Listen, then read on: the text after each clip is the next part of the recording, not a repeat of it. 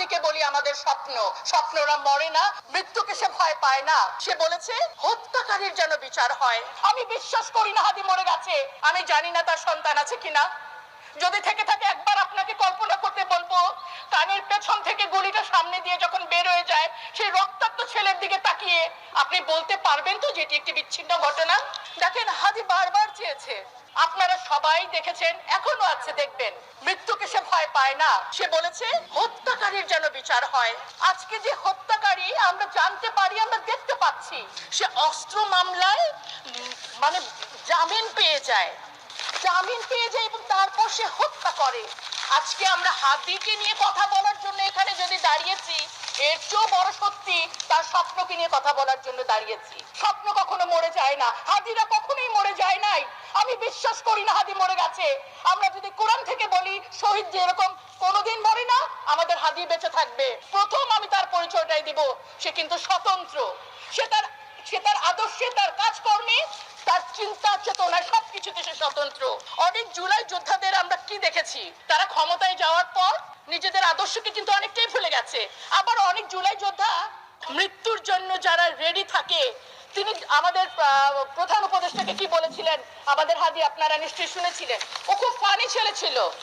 ও বলেছিল আপনার যথেষ্ট বয়স হয়েছে, বাঁচবেন আর কতদিন, এর মধ্যে যদি কোনো একটা ভালো কাজ করে যান, অন্যায়কারীদের নামগুলো যদি প্রকাশ করে যান, 1000 বছর মানুষ আপনাকে মনে রাখবে।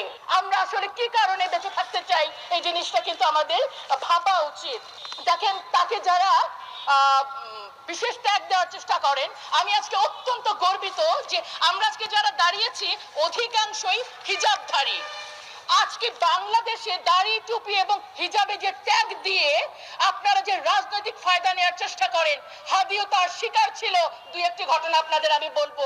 আর তবে প্রথমত তার পরিচয়টা দিয়ে নেই। তিনি অত্যন্ত খোলা মনের ইসলাম ধর্ম প্র্যাকটিশনার, কিন্তু মসজিদের ভিতর ব্যানার টানিয়ে কিন্তু রাজনৈতিক আলোচনা তিনি পছন্দ করতেন না, তিনি সেটির বিরোধিতা করেছিলেন।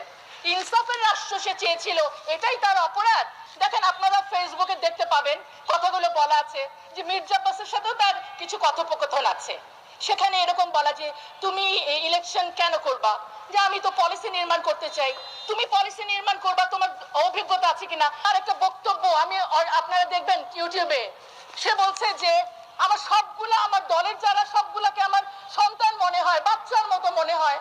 সুবহানাল্লাহ, একটা বাচ্চা বয়সী ছেলে তার অনুসারীদেরকে বলছে, তার দলের লোকদেরকে বলছে তার বাচ্চা মনে হয়। আমি আরো যদি বলি যে দেখেন, জুলাইয়ের পরেও যারা হচ্ছে মানে পথচ্যুত হয়ে গেছে, হ্যাঁ, কিন্তু তাদের সাথে তিনি বন্ধুত্ব করে রাখতে চেয়েছে। সে আফসোস করেছে, একসাথে হতে চেয়েছে।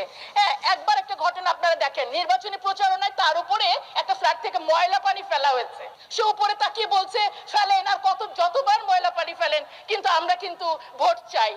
আমরা হলে, অন্য কোনো রাজনৈতিক দল হলে আপনারা কি করতেন? আমরা তো কোনো দল সম্পর্কে কোনো মতামত অনলাইন কেন কোনো জায়গায় কিছু কোনোদিন বলতে পারি নাই। আমাদের বিনয়ী হাদি, আমার মনে হলো যে আমার নবীর যে সুন্নাত, সে বলেছে যে ওকে ফেলেন, আরো ময়লা ফেলেন, ময়লা পানি কতবার ফেলবেন। আমি আসলে বলে মনে হয় শেষ করতে পারবো না। দেখেন যে আমরা তাকে যে মুসলিম, আমি তাকে কেন বলছি, সে যখন ডক্টর জাকির নায়েক আসার কথা ছিল, আপনাদের নিশ্চয়ই মনে আছে, তাকে আসার পারমিশনটা দেয়া হলো না। আমাদের হাদি বলল যে ইন্ডিয়া বলে যে জাকির নায়েককে এখানে ধরে ফেরত পাঠাতে হবে, আর আমাদের শেখ হাসিনা যিনি দণ্ডপ্রাপ্ত আসামি, ফাঁসির আসামিকে তারা রেখে দেয়, তারা তাকে ফেরত পাঠায় না। ডক্টর জাকির নায়েক, যার নামে কোনো মামলা নাই, তাকে ফেরত পাঠাইতে বলে। এই কথাটা বলার হিম্মত কয়জনের আছে? আমি হাদিকে বলি আমাদের স্বপ্নরা মরে না। আমি বারবার এই কথাগুলোই বলি। জিজ্ঞেস করে বললো যে তুমি নির্বাচন মানে এটা কি? আমি নির্বাচনে দাঁড়িয়েছি লিফলেটটা দিয়ে, সালাম দিয়ে। কেন নির্বাচন করবা? আমি এমপি হতে চাই। এমপি কেন হবা? আমি দেশের জন্য পলিসি মেকিং এ সাহায্য করতে চাই। তোমার কি কোনো অভিজ্ঞতা আছে? আমি বললাম কেমন অভিজ্ঞতা? বলে তুমি কোনোদিন ওয়ার্ড কাউন্সিলর হয়েছো, তুমি এমপি হইতে চাও? মানে এই আমার জাস্ট আমি একটু ধৈর্য হারাই গেলাম। যে এরপর আমি বললাম, বলে তুমি এরপর যে প্রশ্নটা করো, তুমি তাহলে এখানেই কেন করছো? আর কোনো নাই? আমি বললাম আমি এখানের ভোটার, ঢাকা হাটের ভোটার, করতে সমস্যা কি? এরপর সে আমাকে বললো যে তুমি কি ওয়ার্ড কাউন্সিলর হয়েছো? আমি বলি ওয়ার্ড কাউন্সিলর আর এমপির কাছ থেকে এক না, আমি ওয়ার্ড কাউন্সিলর কেন? তারপর আমি বললাম আমি শুরু করছি এমপি দিয়ে, আমি তো একদিন জাতিসংঘের মহাসচিব হইতে চাই, সমস্যা নাই তো। তারপর সে দেখলাম খুবই ট্রিগার্ড হয়ে গেছে। হ্যাঁ, বাচ্চা মানুষ। আমি বললাম চাচা এই মনস্তত্ব ভাঙতে হবে। উঠেই সে বললো তোমরা তো সবকিছু ভেঙে ফেলছো। আমি বললাম ইয়েস, ইনশাল্লাহ আমরা আরো অনেক কিছু ভাঙবো।